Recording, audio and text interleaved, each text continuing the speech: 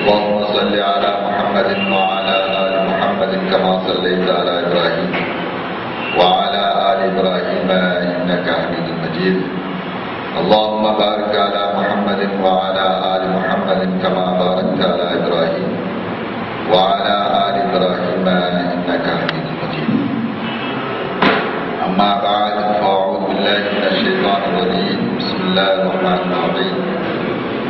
يا أيها الذين آمنوا اتقوا الله. என்னுடைய காதுக்கு வந்தது. அது எந்த அளவுக்கு உண்மை என்பது நமக்கு தெரியவில்லை. இருந்தாலும் நாம் மார்க்க அடிப்படையான விஷயங்களிலே ஏகத்துவத்தை நிலைநாட்டக்கூடிய விஷயத்திலே என்ற அல்லாஹ்வுடைய கட்டளைக்கேற்ப குர்ஆன் சுன்னாவும் தான் நம்முடைய அடிப்படை என்று நாம் புரிகின்ற நேரத்திலே அதிலே என்றைக்கும் உறுதியாக இருந்து செயல்படுவதுதான் ஒரு உண்மையான கொள்கைவாதிக்கு ஏகத்துவவாதிக்கு இலக்கணமாக இருக்க முடியும் என்ற அடிப்படையில் தான் இன்றைக்கும் நமது ஜமியத்தில் குர்ஆன் ஹதீஸ் என்ற அமைப்பு துவக்க காலத்திலிருந்து எந்த லட்சியத்தில் இருந்ததோ அதே லட்சியத்தோடு தான் இன்றைக்கு செயல்பட்டுக் கொண்டிருக்கின்றது. அதாவது மார்க்க சம்பந்தப்பட்ட சில விஷயங்களை பொறுத்தவரையிலே அல்லாஹ் சுப்ஹானஹு என்று யாரும் யாரையும் நிர்பந்தப்படுத்த முடியாது. அல்லாஹ் சுப்ஹானஹு ஒருவர்களுக்கு விளக்கு தன்மை கொடுத்திருக்கிறான். நான் விளங்கியது மாதிரிதான் எல்லா உலகத்தில் உள்ள அத்தனை பேர்களும் விளங்கி ஆக வேண்டும் என்று வலுக்கட்டாயப்படுத்தக்கூடிய நிலையிலே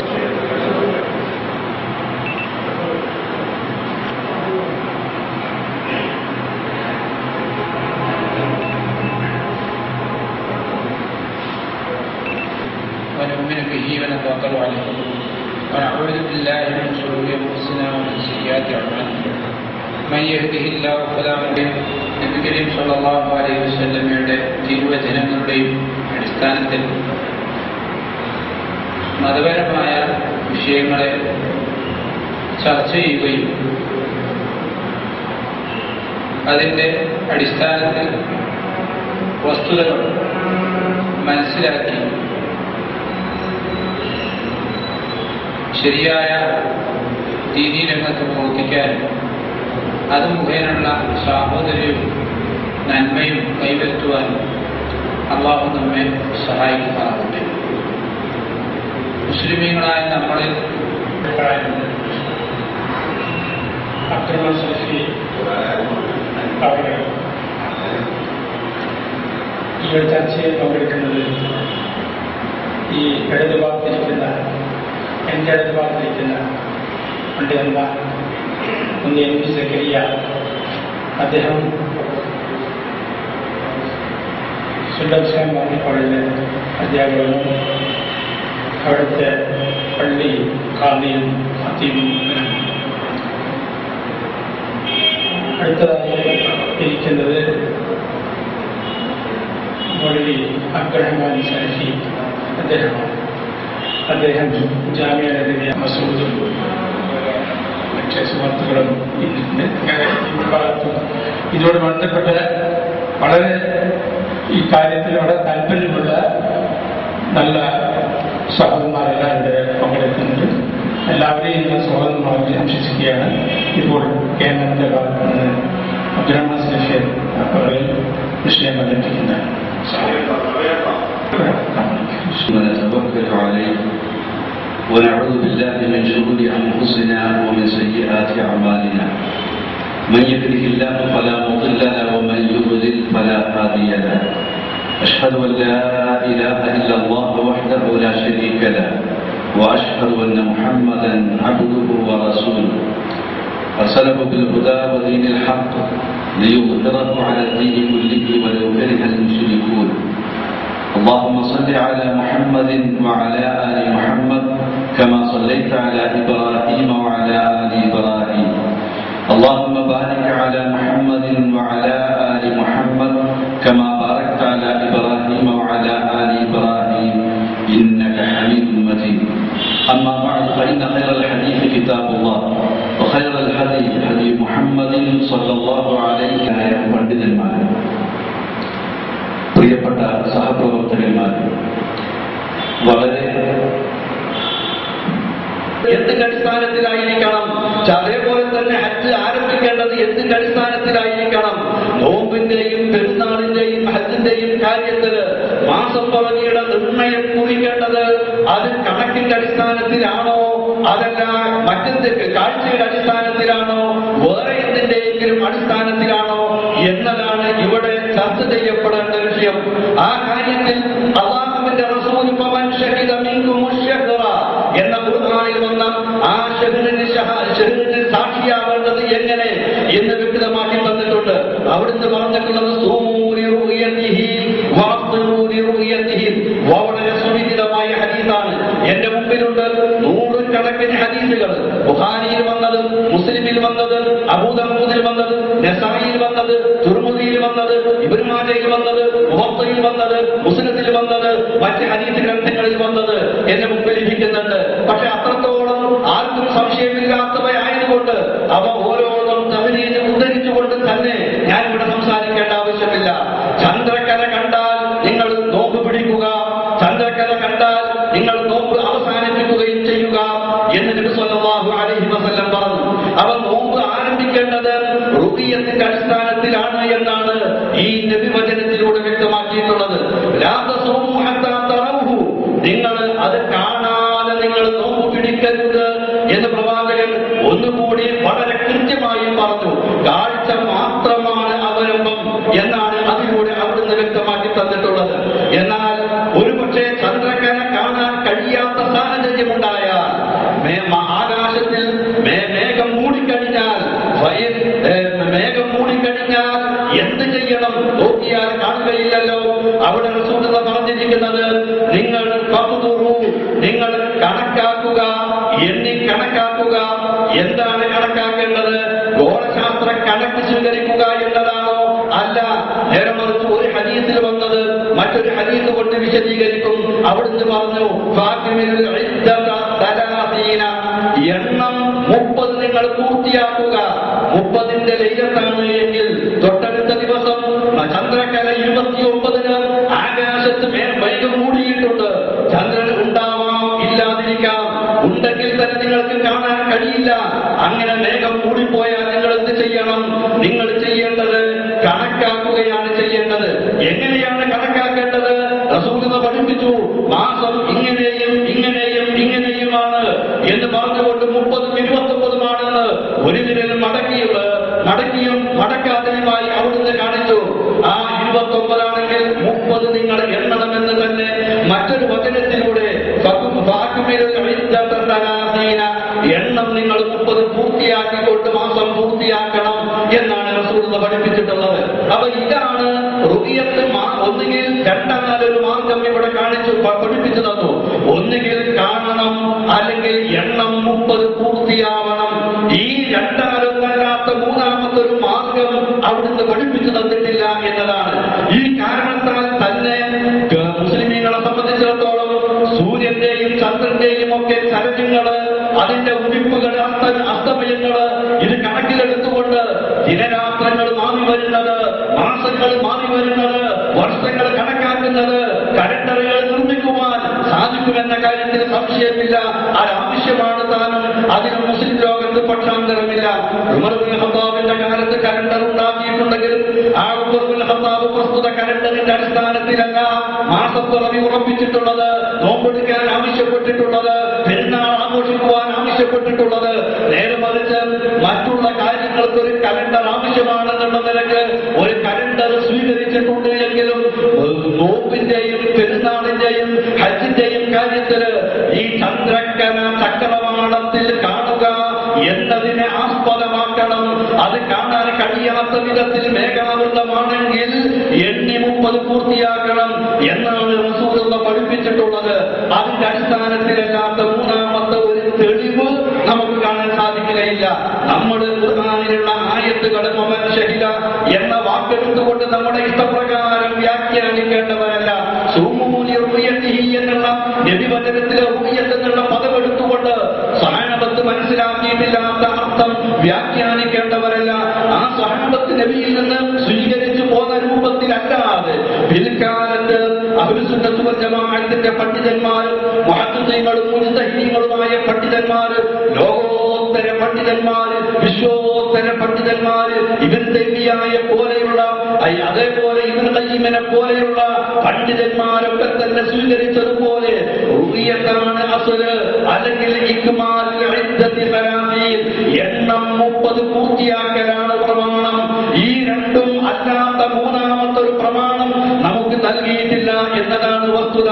ഇതായിരിക്കണം മുസ്ലിമീങ്ങളെ സംബന്ധിച്ചിടത്തോളം, അഹ്ലുസ് സുന്നത്ത് വൽ ജമാഅത്തിനെ സംബന്ധിച്ചിടത്തോളം, സലഫികളെ സംബന്ധിച്ചിടത്തോളം, അഹ്ലുൽ ഖുർആൻ വൽ ഹദീസിനെ സംബന്ധിച്ചിടത്തോളം യഥാർത്ഥത്തിൽ മാസനിർണയത്തിന്റെ അടിസ്ഥാനം എന്നുള്ളതാണ് എനിക്ക് ഈ സന്ദർഭത്തിൽ സൂചിപ്പിക്കുവാനുള്ളത്.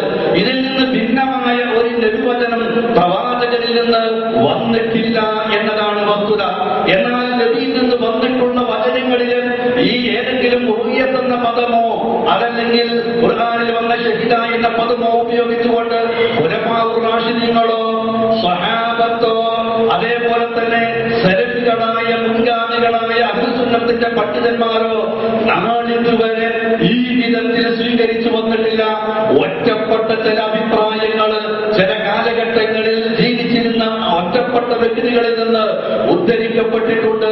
അത് ശുദൂദാണ്, പരിഗണിക്കപ്പെടാവുന്നതല്ല.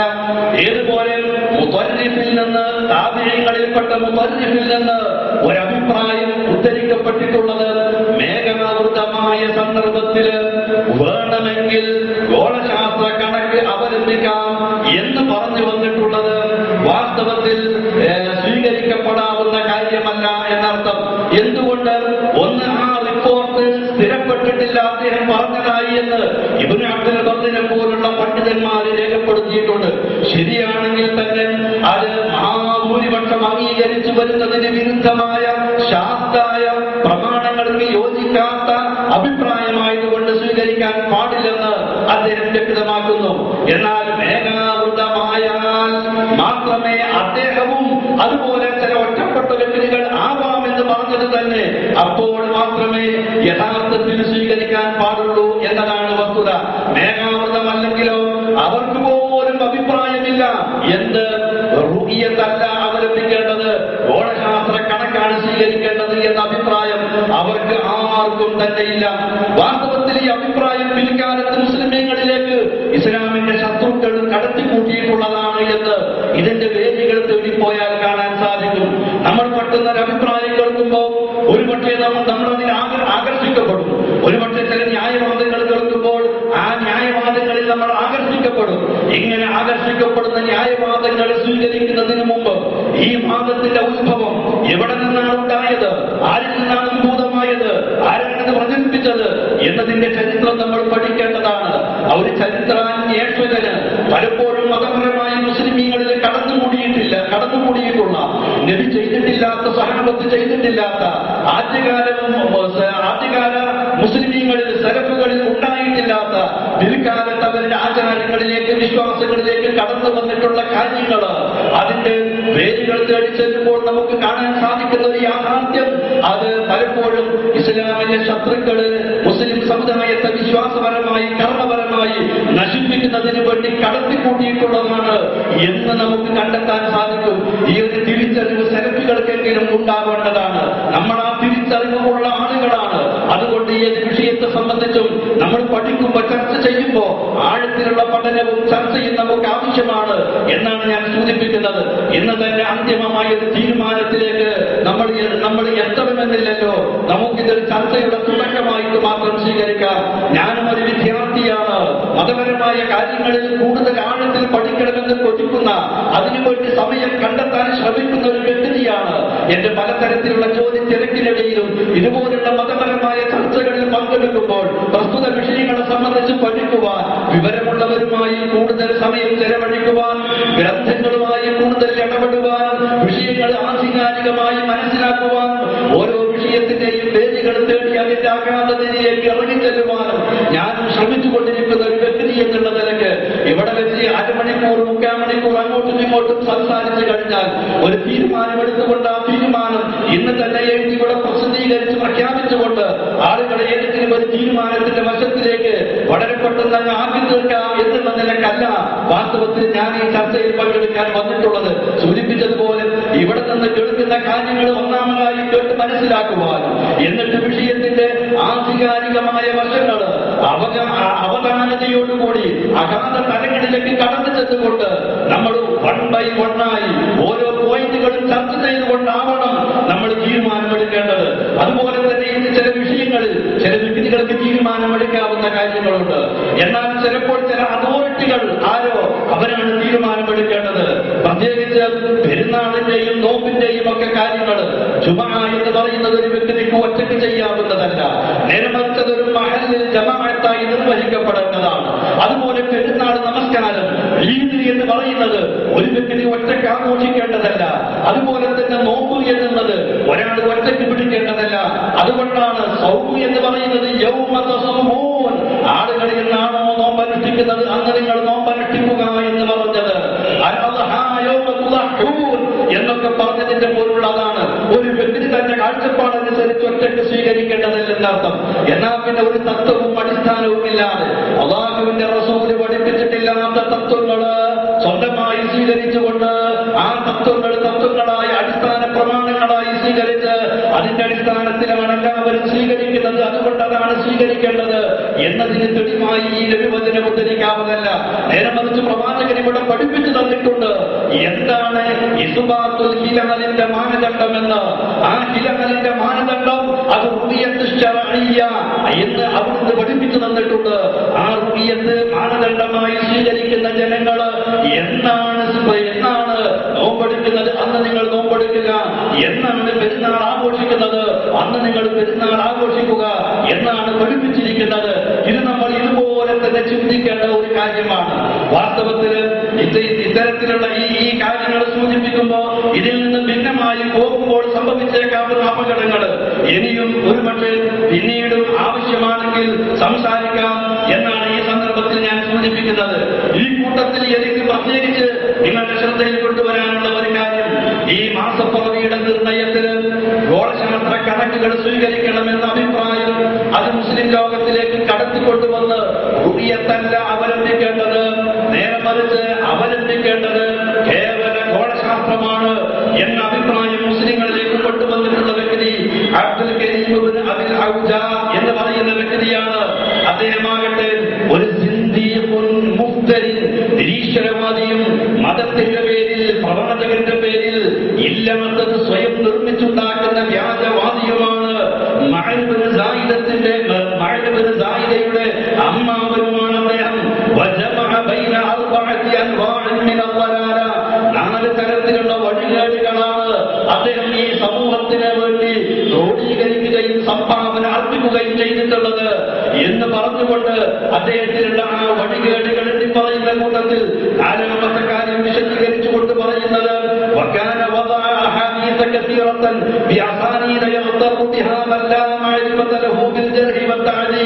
അദ്ദേഹം തഅദീലിനെ സംബന്ധിച്ച് അഗാധ ജ്ഞാനമില്ലാത്ത ആളുകൾ വഞ്ചിതരായേക്കാവുന്ന വിധത്തിലുള്ള സനദുകൾ നിർമ്മിച്ചുകൊണ്ട് ധാരാളം ഹദീസുകൾ നബിയുടെ പേരിൽ വ്യാജമായി നിർമ്മിച്ച വ്യക്തിയാണ് എന്ന് പറഞ്ഞതിന് ശേഷം അവസാനം പറയുന്നത് ചില മത നിയമങ്ങൾക്ക് ഭേദഗതി വരുത്തുന്ന വിധത്തിലുള്ളതും അദ്ദേഹം നിർമ്മിച്ചിട്ടുണ്ട്.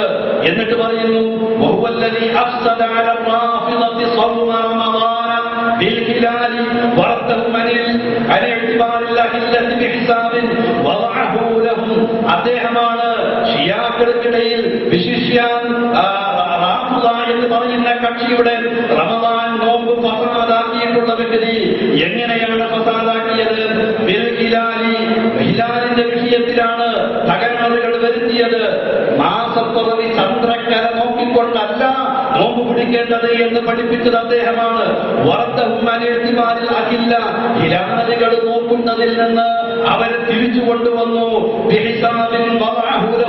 അവർക്കായി അദ്ദേഹം നിർമ്മിച്ചിട്ടുള്ള ഗോളശാസ്ത്ര കണക്ക്, ആ കണക്കിന്റെ അടിസ്ഥാനത്തിലാണ് നോമ്പ് പിടിക്കേണ്ടത് എന്നുള്ള ഈ കണക്കിന്റെ ഉപജ്ഞാതാവ് നിരീശ്വരവാദിയും മുസ്ലിമീങ്ങളിലേക്ക് ദലാലത്തുകൾ വലിച്ചിഴച്ചു കൊണ്ടുവരികയും നിർമ്മിക്കുകയും ആയിരക്കണക്കിന് ഹദീസുകൾ നബിയുടെ പേരിൽ വ്യാജമായി നിർമ്മിക്കുകയും ചെയ്ത അബ്ദുൽ കരീമാണ്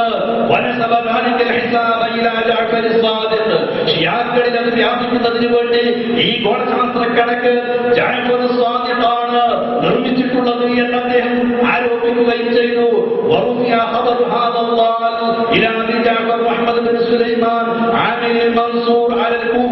കൂഫയിലെ ഗവർണറായിരുന്ന അബൂ ജഅഫറിന്റെ അടുക്കലേക്ക് ഈ വലാലത്തിൽ പെട്ടുപോയ ഈ മനുഷ്യന്റെ വിവരം എത്തുകയും ആ മനുഷ്യനെ വധിച്ചു കളയാൻ ഉത്തരവ് പുറപ്പെടുവിക്കുകയും ചെയ്തു. അപ്പോഴും അബ്ദുൽ കരീം പറഞ്ഞത് അവർക്ക് എന്നെ കൊന്നാലും കൊല്ലാൻ കഴിയില്ല. എന്തുകൊണ്ട്? 4000 ഹദീസുകൾ ഞാൻ നിർമ്മിച്ചിട്ടുണ്ട്. ഹറാമിനെ ഹലാലാക്കിക്കൊണ്ടുള്ള, ഹലാലിനെ ഹറാമാക്കിക്കൊണ്ടുള്ള 4000 ഹദീസ് ഞാൻ നിർമ്മിച്ചിട്ടുണ്ട്. എന്നെ കൊന്നാലും ഞാൻ നിർമ്മിച്ച ഹദീസ് അവർക്കിടയിൽ പ്രചരിച്ചിട്ടുണ്ട്. റാഫിദിയാക്കൾ നോമ്പെടുക്കേണ്ട ദിവസം ഈ കണക്ക് കൊണ്ട് അവരുടെ നോമ്പ് ഞാൻ മുറിപ്പിച്ചിട്ടുണ്ട്. അവര് പെരുന്നാള് ആഘോഷിക്കേണ്ട ദിവസത്തിൽ അവരെ കൊണ്ട് ഞാൻ നോമ്പ് എടുപ്പിക്കുകയും ചെയ്തിട്ടുണ്ട്.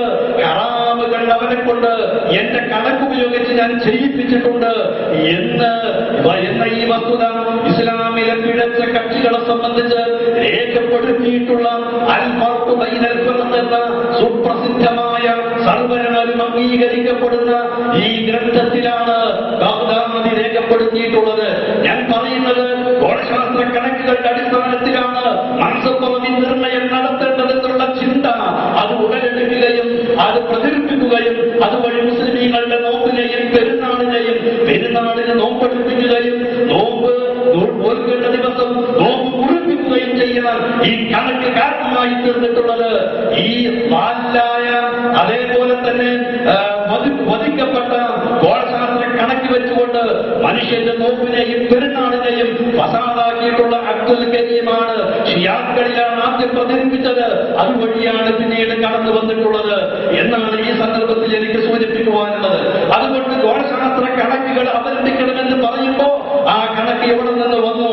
അല്ലാഹുവിന്റെ റസൂലും അവിടുത്തെ അനുചരന്മാരും അത് അവലംബിച്ചിട്ടില്ല എന്ന കാര്യത്തിൽ അഭിപ്രായ വ്യത്യാസം ഉണ്ടാവില്ല.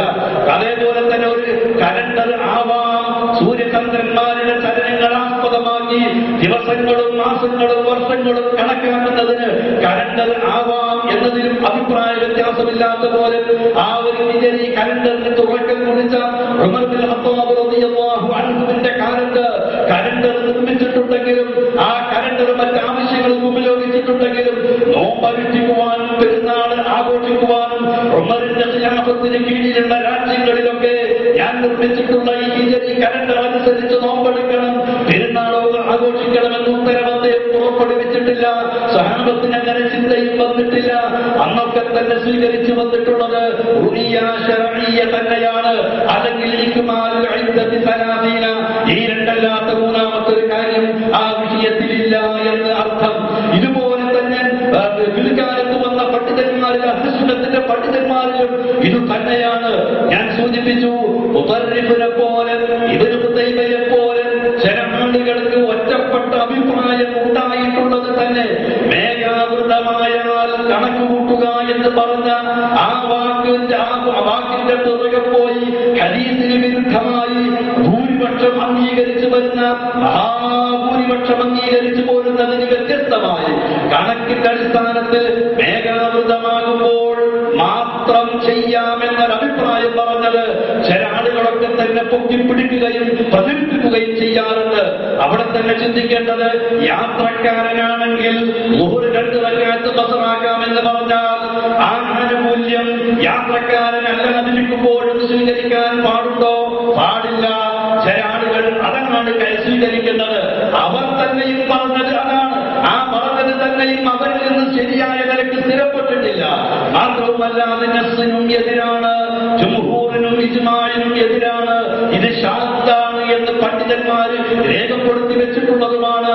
അത് തന്നെയും അവർ തന്നെയും പറയുന്നത് മേഘാവൃതമാകുമ്പോൾ എന്ത് ചെയ്യാം, എണ്ണം പൂർത്തിയാക്കാം എന്നതിന് പറഞ്ഞത് തെറ്റി വ്യാഖ്യാനിച്ചുകൊണ്ട് കണക്കടിസ്ഥാനത്തിൽ നമുക്ക് ചന്ദ്രക്കൽ അവിടെ ഉണ്ട് എന്ന് കണക്ക് കൂട്ടി മനസ്സിലായാൽ നോമ്പെടുക്കണം എന്ന അഭിപ്രായം, ആ ഒറ്റപ്പെട്ട പരിഗണിക്കപ്പെടാത്ത അഭിപ്രായങ്ങൾ ഇങ്ങനെ വ്യത്യസ്ത കാലങ്ങളിൽ ഇതുപോലെ അപൂർവം ചില ആളുകൾ ഒറ്റപ്പെട്ട അഭിപ്രായങ്ങൾ പറഞ്ഞുവെന്നേയുള്ളൂ. എന്നാൽ ഇതുപോലെ തന്നെ ആധുനിക പണ്ഡിതന്മാരുടെ കൂട്ടത്തിലും നമ്മൾ ഇങ്ങോട്ട് പുറകോട്ട് നോക്കിയാൽ നമുക്ക് കാണാൻ പറ്റുന്ന ഇതിന്റെ അതോറിറ്റികൾ ആരാണ് എന്ന്. ആ അതോറിറ്റികളൊന്നും തന്നെ എവിടെയും സൗദി അറേബ്യയിലാകട്ടെ മറ്റുള്ള പ്രദേശങ്ങളിലാകട്ടെ ഈ കാര്യത്തെ സംബന്ധിച്ച് അത്തരത്തിലുള്ള ഒരു തീരുമാനം പറഞ്ഞത് കാണാൻ പറ്റില്ല. മറിച്ച് തഫ്സീർ മനാറിൽ നമുക്കൊരു വാചകം ഇത് സംബന്ധമായി കാണാവുന്നതാണ്. ഇമാം മുഹമ്മദ് അബ്ദുവിനെ സംബന്ധിച്ച് സുവിദിതമാണ് സലഫികൾക്കിടയിൽ. അദ്ദേഹം